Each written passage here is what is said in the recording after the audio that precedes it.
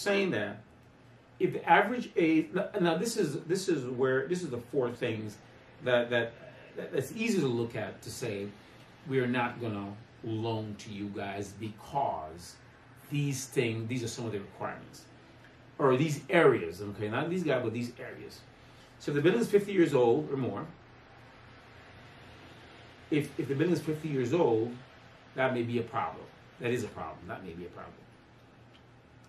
If the repair is poor, that's also an issue. If the occupancy is 90% in that property or in that neighborhood, that's also a problem. And if the ownership is 40% or below.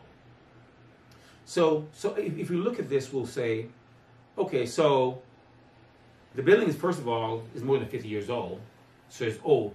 But you got to remember, in the 1930s and 40s, there was a movement out to the suburb, right?